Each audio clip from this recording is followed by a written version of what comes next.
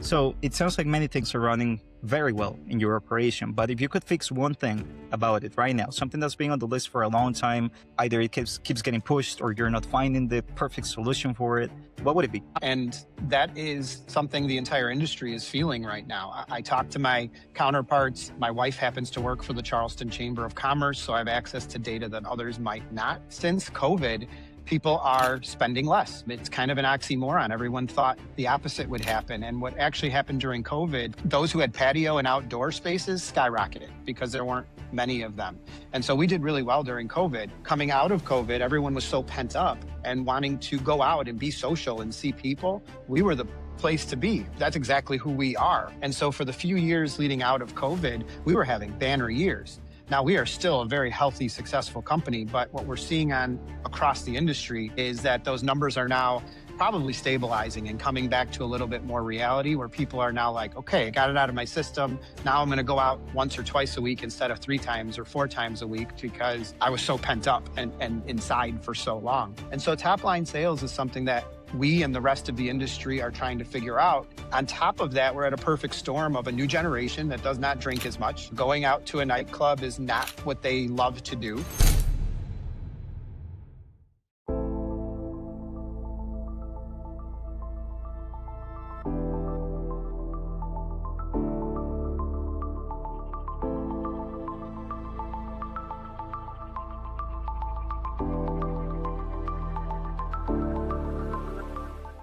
Welcome to the Current by Ocean's Code. I'm Kaylor, your host from Ocean's Code Experts. This show is built for the people who actually run hospitality operations, the leaders who make everything else possible behind the scenes. Today, I'm joined by Joe Fiore.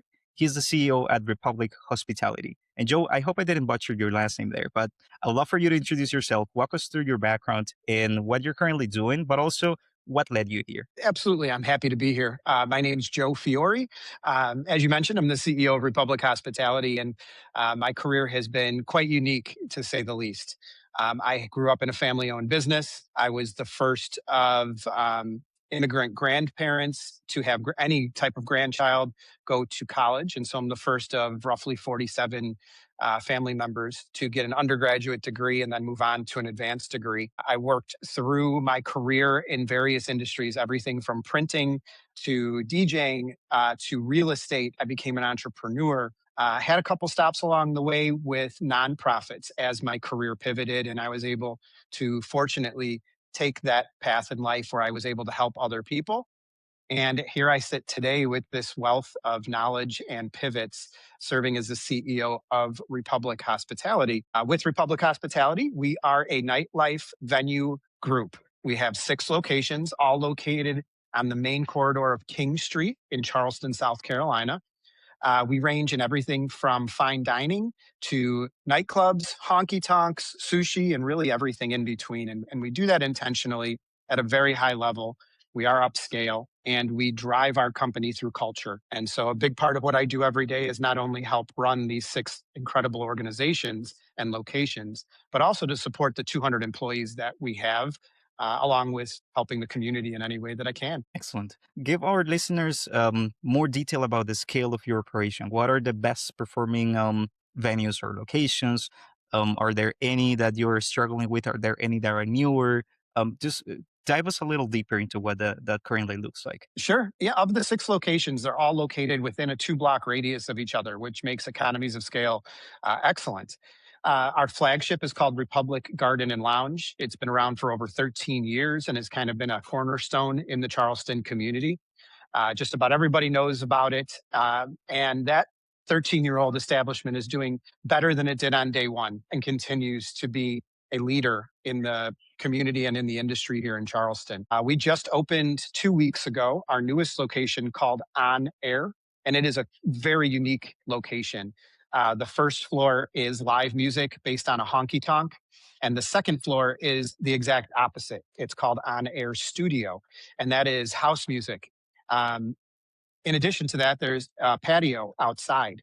And so the idea is to get lost in that space, meaning walk in, and if you're not happy with the first floor, join us on the second. You don't like the second, go to the outside patio. And we get a lot of groups. And so we're tourism driven.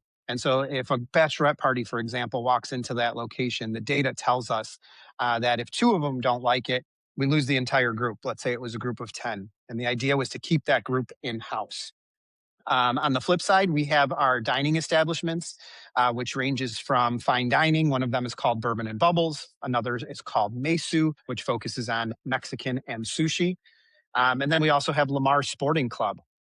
So all of these venues are vastly different, but they all have one thing in common, and that is they are very detail orientated, they're upscale, and they have very specific demographics that they attract to, I guess would be the way to put it. And so we don't cannibalize ourselves whatsoever.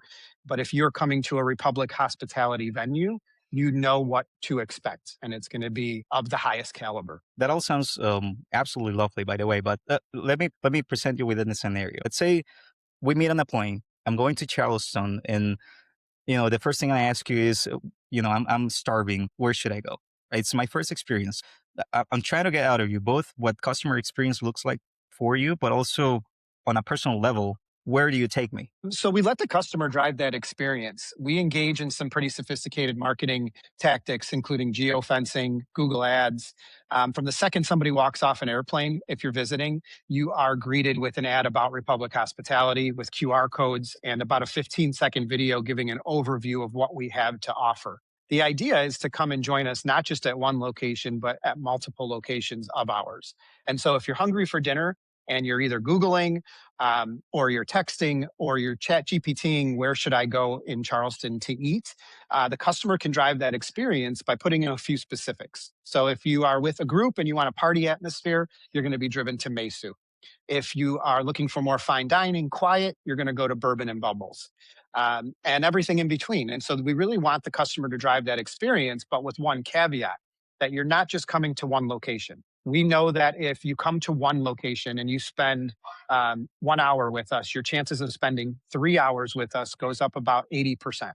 And so the key is to keep the customer engaged for that hour. So they're spending at least 3 hours with us, creating a relationship with us, a rapport.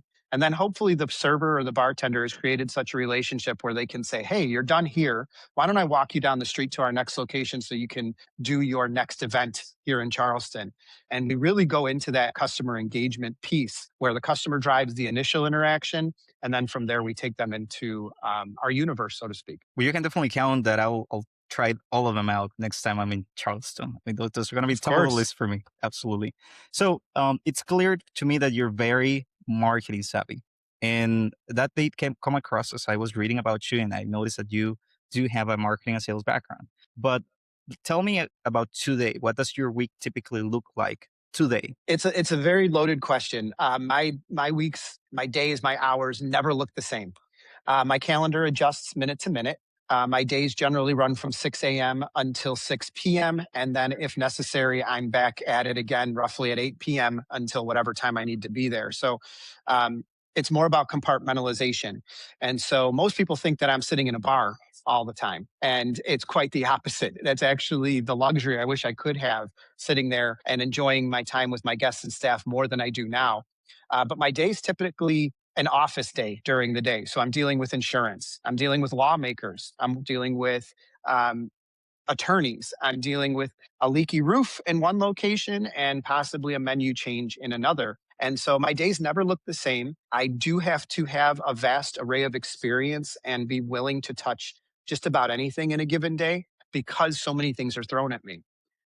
If I wanted to, I could work 24/7 and I could fall into the weeds in something that may not be the best use of my time for the business. And so the way I make my decisions is I have to figure out at my morning or the night before, tomorrow, where is the best use of every moment of my time? Where am I going to be the most helpful to my team? I don't like to do the task. I really have set us up as a system based organization, meaning I would like my team to tell me what they need. And my job is to get them those tools so they can do the job, remove barriers for them, and then keep moving. And so a lot of what my job is are the things that no one sees. It's making sure that our insurance is paid, that we're structured correctly, we're meeting all code compliance. And that allows my team then to go do what they do best, which is hospitality, food, music, and everything in between. Let me make sure I can put a pin on that because I intend to ask you more about specifically what you described. How do you make decisions and how you get the data to make those decisions on a day-to-day basis? But I want to ask you about I believe you have a mini series called Not Your Average Cup of Joe. Can you tell us a Yep. little bit about that? Yes, the idea was there's only so much food and drink you can advertise and market. And on King Street, we are bombarded. It's door after door of nightlife venues, and we're all kind of vying for the same eyes, so to speak. And so the idea was let's show the world that we are more than just restaurants and slinging drinks and serving food. We are a true organization, a hospitality group with a purpose. A lot of that purpose is to communicate with other corporations, to people throwing events. And so we're not just here to have dinner with you. We're there to have your wedding party.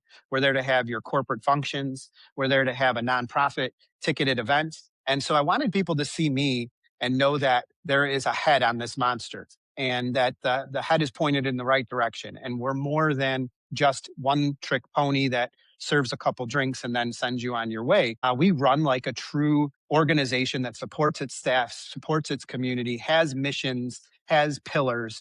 And I felt the way that that could come across is by just showing people who I am and why the culture is on my shoulders, how I help my team to drive that culture that I believe in. And so the whole purpose of Not Your Average Cup of Joe is to give a completely different perspective on a nightlife venue or a restaurant that people are kind of inundated with already. Right.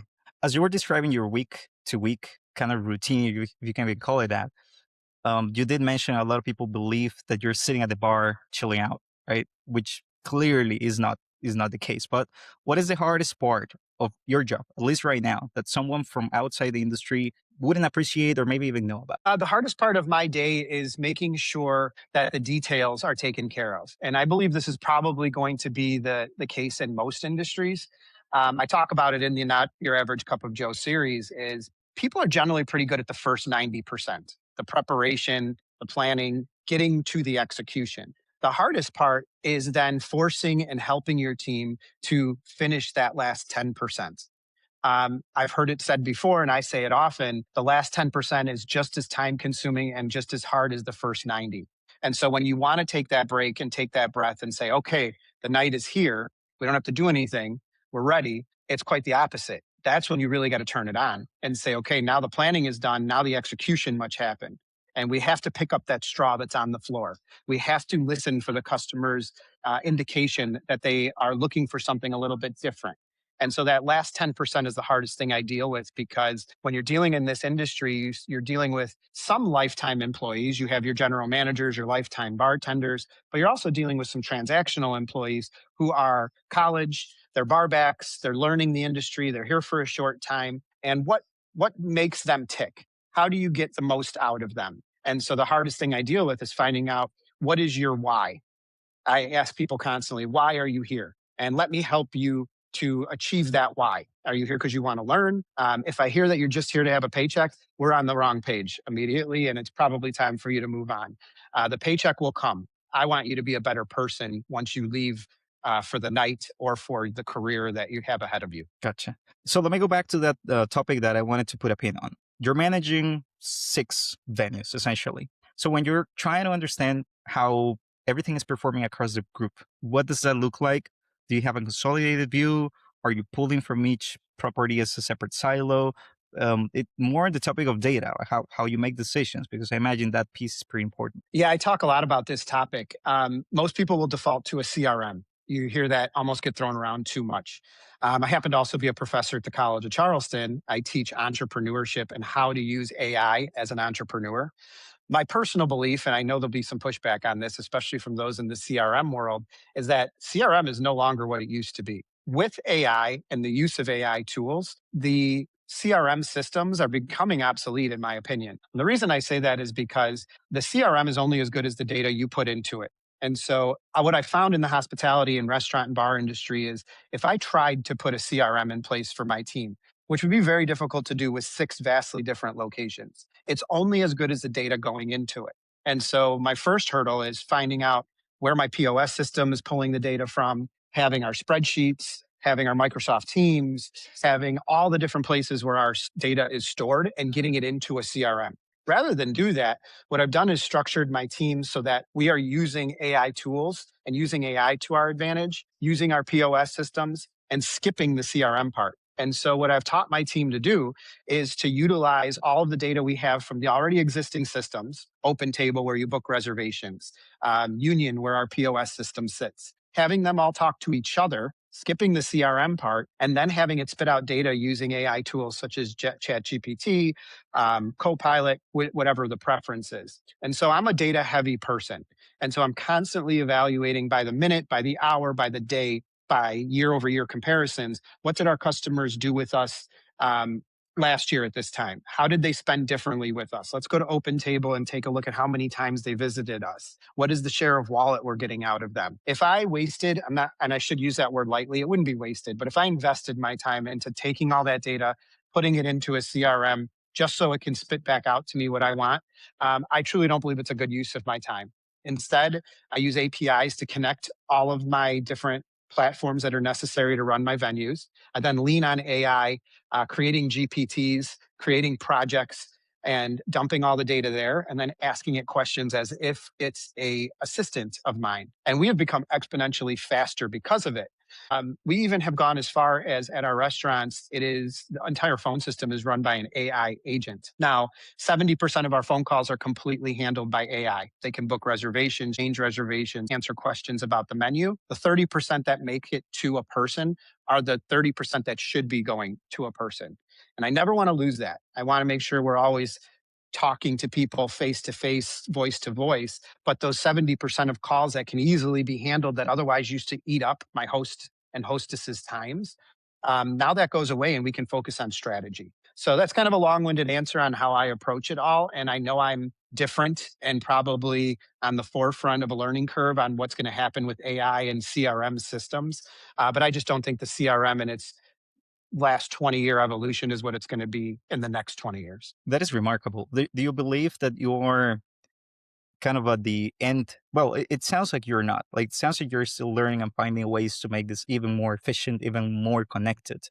Where would you say you are at if zero adoption is kind of like the on a scale of 1 to 10, it's the one for the people that don't trust AI, that don't know how to use it, that have multiple locations and are still using archaic legacy systems, and 10 being people that just go straight through and jump into the next shiny solution. Where are you in that scale? And are you referring to just Republic Hospitality? We're at a 10. We've dove head first. Now, I wouldn't advise everyone to do that. I happen to be in this unique position of teaching AI. I worked at the Medical University of South Carolina prior to this job, where my job was evaluating artificial intelligence inventions. So I have this very unique perspective that I was able to bring in and a knowledge base that most others don't have. And it's not that I'm special, I just happen to have this skill set. And so I was able to dive in and not only throw it at my team, which I think is a mistake most people do, is, oh, it's AI, go use it. But I was able to teach it. And so I hold seminars for my team and for individuals, and we walk through how to use AI. What is it all about? How does it affect your world? And I do podcasts for it. We do Teams meetings where you can join. Any one of the 200 employees can join. And so it's much more theory. And once they buy into the theory and understand how it's working, then the buy-in on using it is drastically different. If I just said, and I've seen my competitors do this, oh, we're using AI now, your team is just kind of lost. You're throwing something at them that they've never done, they don't understand. And so their adoption rate becomes even less than what the intent was because now they're just aggravated. So for Republic Hospitality, we're there. We're definitely there. I gotta ask you, are you building these systems? Are you teaching people how to build them? Are you getting somebody else to build them, or working with a team that is AI ready and understands how to make it work? Because it does sound like a lot goes into play to make sure that this doesn't break your operation. So how involved are you in creating these systems? So I'm not bringing in that level of complexity on purpose. I'm not bringing in generative AI components. I'm not trying to build our own AI system. We're just not ready for it. My demographic and base of my employees is not there. It doesn't fit us. What I do though is I find solutions out there that are AI based, that have APIs that talk to each other. And so Open Table is our reservation system. Seven Rooms is our VIP booking system. Union is our POS. They all talk to each other and they do it through AI and through APIs. And so I lean on what's already there. And then if something breaks, I don't have to worry.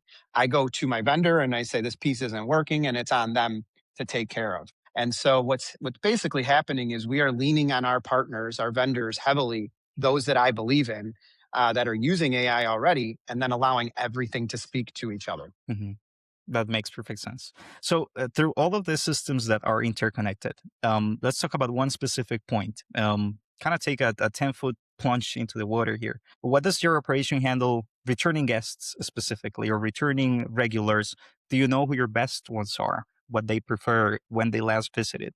Or does each visit kind of stay from scratch? We dive into that almost daily. We know exactly who's visited us, what they spent, what they ate, how much they liked it, where they live, if they're right or left handed. We're constantly taking notes, making sure that we're truly engaged with the customer. If you're just there to give them a drink or serve them some food and send them on their way, you're in the wrong business. We truly need customer engagement, and we do customer discovery constantly. Um, who is it that's coming to visit us? What kind of demographics at one location versus the other? Did they visit more than one location? How long did they stay? We pour over this data almost daily, and it helps drive our decisions moving forward.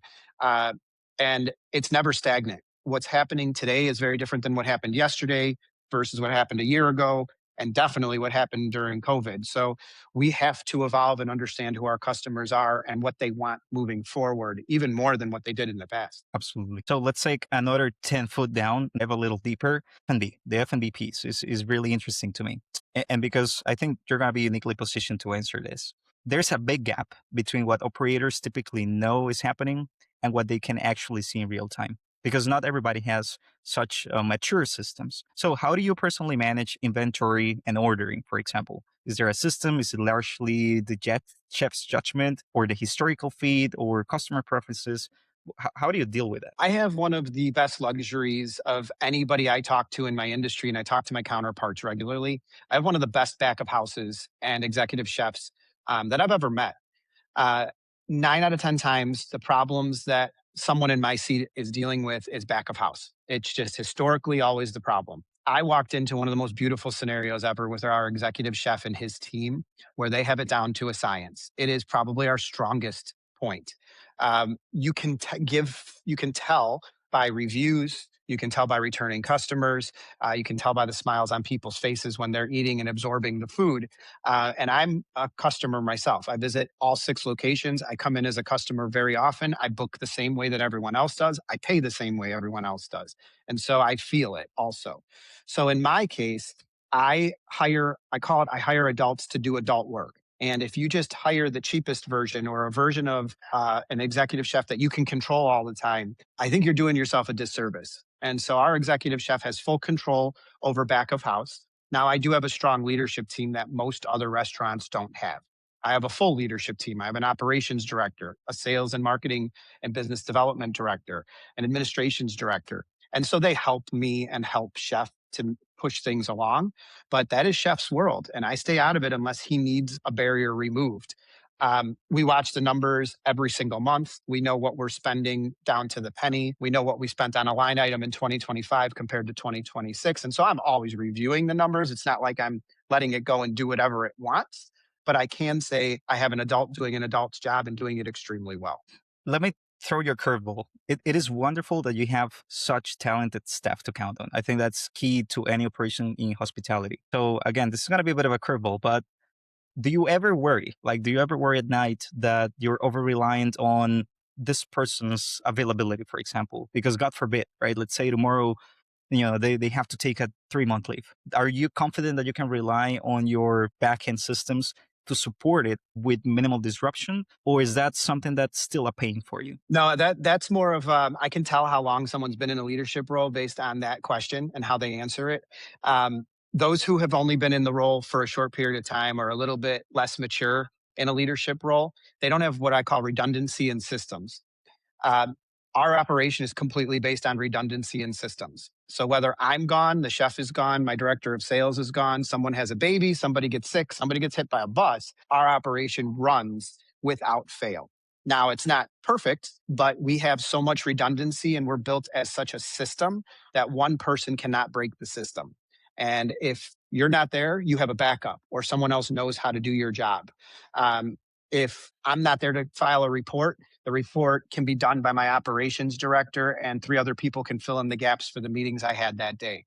And so, redundancy and system based operations allows me to sleep at night knowing that it would take something catastrophic for it to disrupt our business. Yeah, I have to 100% agree with that. So, Joe, moving away from that specific topic and more into the scheduling piece, because I didn't know you had this VIP segment that does deal with bookings and scheduling. By the way, is that for just one of the venues, or is that something you have across many of them? Most of our locations offer a VIP offering, and it's a big revenue driver. It's a big piece of what our business is, roughly 50%. hmm Well, I've heard from many hospitality leaders that uh, finding the right booking systems and making sure that they are integrated with the rest of the operation is one of the biggest time sinks for, let's say, middle managers or venue managers. So, how does your specific team handle scheduling and shift coverage and everything that has to do with offering that ability to book? It's a system.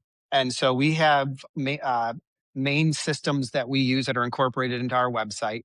We have an entire events team that handles the incoming leads, the VIP requests. That filters into our hosts, our VIP coordinators. It is an army of people that it takes. This could not be done with a team of five, let's call it. This takes probably 20 people touching each VIP engagement from start to finish to pull it off. And that goes everywhere from the person taking the initial contact to who you're talking to during the planning to who you greet at the door when you show up to who's serving you and then cleaning up and following up with you after. And so we use seven rooms, we use triple seat. There's some of the industry standards. They allow us to make the system more efficient. But again, our internal system uses those tools to execute the VIP experience fully. Now, we've been doing it a long time. We've been doing it for 13 years. And so we kind of have it down. But we just opened up our new venue 2 weeks ago, and VIP is one of the offerings. We were able to execute VIP offerings on night number one and do it successfully. But it's only because it was on the back of a system that had been operating for 13 years. Got it. So it sounds like many things are running very well in your operation. But if you could fix one thing about it right now, something that's been on the list for a long time, either it keeps getting pushed or you're not finding the perfect solution for it, what would it be? Upline sales. And that is something the entire industry is feeling right now. I talk to my counterparts. My wife happens to work for the Charleston Chamber of Commerce, so I have access to data that others might not. Since COVID, people are spending less. It's kind of an oxymoron. Everyone thought the opposite would happen. And what actually happened during COVID, um, those who had patio and outdoor spaces skyrocketed because there weren't many of them.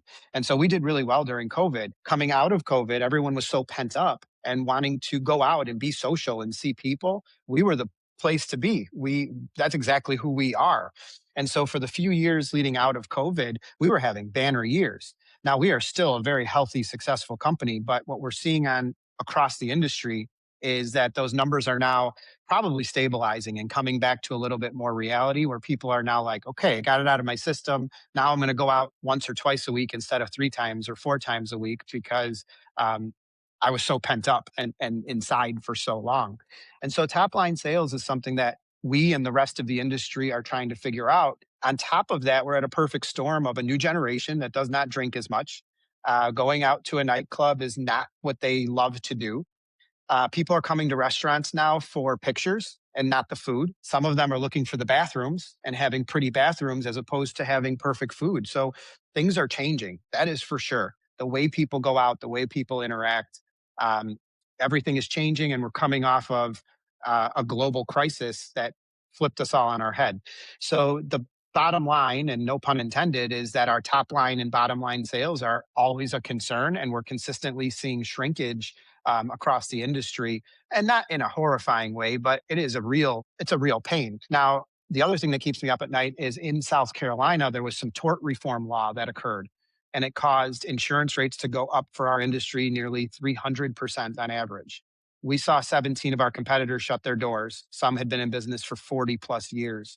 And it's because even if you run a good business, but you're a one location, your biggest line item already is insurance. If you triple that number, you just can't survive. We luckily were a big enough group, healthy enough where we absorbed that hit, not only took that 300% increase, but opened our sixth location. And it was just a testament to how we run. That is, again, remarkable. I think those perspectives, there are many things that you have very unique perspectives on. So I like to leverage that knowledge because I think you said things are changing, and they are. I mean, across every industry, but this one particularly, I feel is felt it in a different way. How do we leverage your knowledge for independent operators that want to compete against branded chains, right, over the next few years, right? Not something that is incremental, something that are real step change stuff that they can start doing today or should at least put at the top of their priority list. Customer discovery and cost control are the top two. Customer discovery, I think people only think it exists in the sales world. I think people forget that no matter what industry you're in, what service or product you provide, you are in sales. Every single person does sales for a living, whether they believe it or not. You're selling something.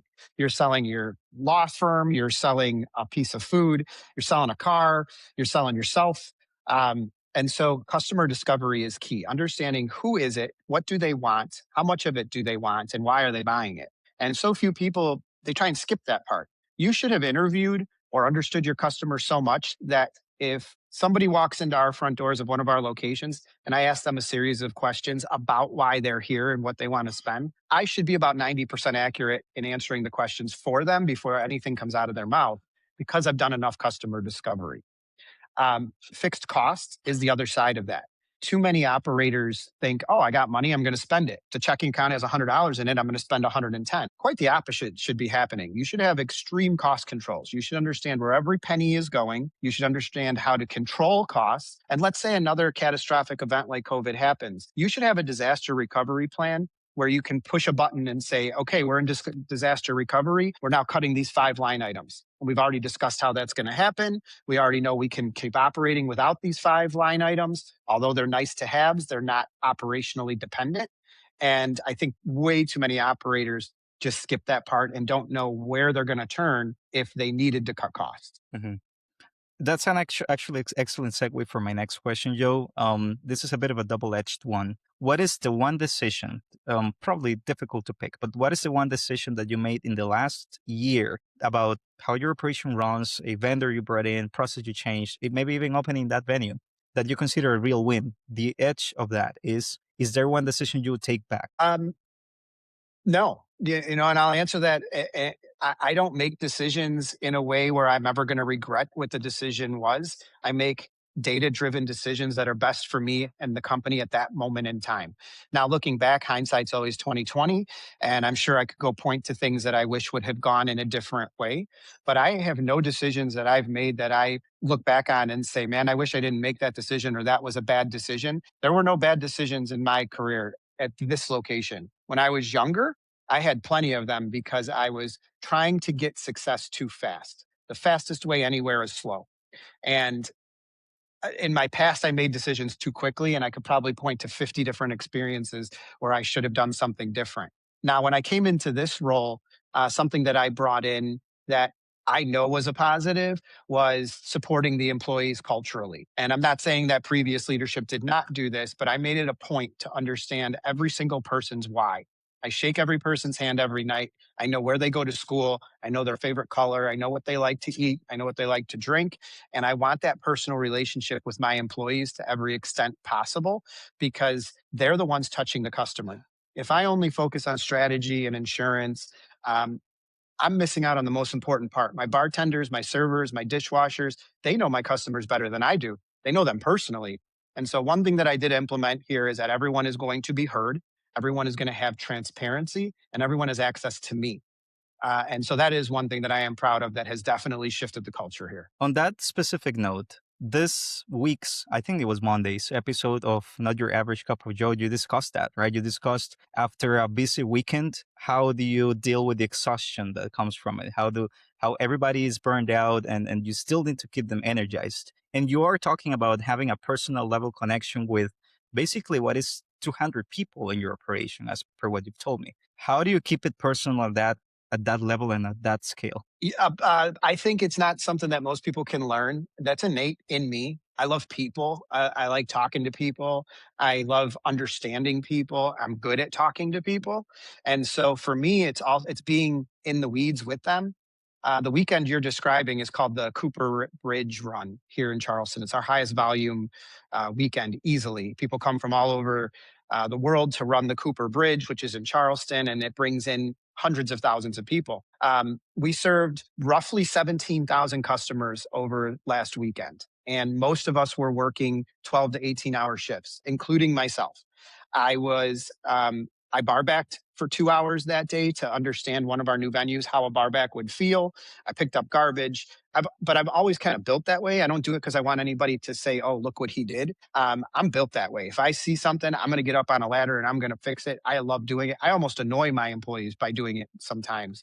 Um, and so the way I keep my employees engaged is for them to know I feel you. I understand what you're saying. I hear your complaints. I felt your complaints. And I am you. I am not a CEO here to dictate. I want you to tell me what you need and then collectively and collaboratively make a decision. I don't want to make these decisions. I don't know what the best solution is for the garbage cans in the back patio at Republic. You do. You feel it. You're the one carrying them to the dumpster. You tell me. And so everything that I do is always collaborative. I'm always asking questions to a nauseum, and then making a decision with at least three levels of input. Well, I can't think of a better, more inspiring note to finish that section on. So thank you for that, Joe. Let me move into the lightning rounds before we close very quickly. So I'm gonna throw a couple of questions at you. Answer very honestly, plainly, and quickly as you can. Okay. So No problem. the first one I always start with. What is the most? I think you're uniquely positioned to answer this very well. What is the most overrated thing? Overrated in hospitality and service technology right now? CRMs. Okay, that You makes don't sense. need one to run your company.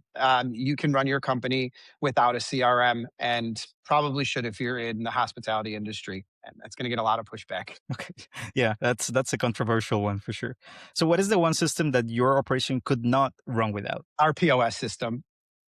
We need a way to literally process what we're serving, track how much of it, and how it's coming in. So our POS system is probably our most valuable. As a guest, anywhere that is not one of your locations, what was the best experience you've had and what made it stand out? I'm from Chicago originally. I moved to Charleston 5 years ago, and you couldn't probably find it's in the top three in the world in world class hospitality, restaurants, service. Um, there is a hot dog stand in Chicago called Gene and Jude's, and it's been there for over 50 years, maybe longer at this point. It's simple, it's to the point, and everybody knows about it and loves it. That experience is um, it's a feeling. That's what it is. And so if I'm going to pick something outside my group, something that's memorable, it's that hot dog stand called Gene and Jude's right outside Chicago. And anybody watching this from that area knows what I'm talking about. Everyone has a story tied to going to Gene and Jude's. And that's what this is all about is what you remember doing, how it made you feel, what the smell was like, and how excited you are to go back. So the next one. What do great operators do that the average ones don't? Talk to their employees and get to know them on a personal level. You need to do everybody's job before you can ask them to do anything. So whether it's asking them to get ice or sweep, you better have done that so you know exactly how hard that task is and how long it should take. The thing I hate hearing leaders do the most is be like, "Oh, it only is going to take 5 minutes." Have you done it? Do you really know if it's going to take you 5 minutes? Because unless you've done it, you know it doesn't take 5 minutes. That's true. So last but not least, what would you be doing today if you were not in this industry? I would be with my kids traveling in my RV and seeing the world and helping others in the nonprofit arena. Anything I do right now, I'm in a fortunate position where what I do is because I want to do it. I believe I'm in a unique seat right now at Republic Hospitality where I can make the world a better place from a for profit perspective. But if I wasn't doing this, I would be working with some nonprofit, being with my children, and traveling around the country. Beautiful. Well, Joe, that's the end of my questions. This was genuinely a great conversation. I loved particularly two things: your angle toward modernizing some hospitality, interconnecting different tools, leveraging the power of AI, but also the complete, basically the complete opposite edge of that, which is how important culture is for you. and how your employees feel and how they are treated and what they're doing on a day to day. That I think that contrast is very unique. That is why I personally loved about the conversation. This is exactly what this show is for. So, Joe, where can our listeners find you, follow what you're doing? Um, which venue should they go to, if you can even recommend them one? Absolutely. I'm easily found on LinkedIn, Instagram, all the usual suspects. Our overarching website is republichospitality.com, which will then lead you to all six of our locations. And I would highly encourage anyone stepping off the plane in Charleston, South Carolina, to do the tour of King Street. You can start on one end at Zachary's Daiquiris and literally hit all six locations in a given weekend. And so come experience us. Contact us for group experiences where we set up dinners and VIP nights for you and take care of all of your planning. And we're easily found. Just give us a Google search and you'll find Republic Hospitality pretty quickly. Thank you so much, Joe. And thank you for listening to Deep Current. If you're a hospitality operator dealing with any of the challenges that you heard Joe discuss today, we'd love to continue that conversation. You can find us at deepcurrent.com or oceanscode.com. Until next time, everybody.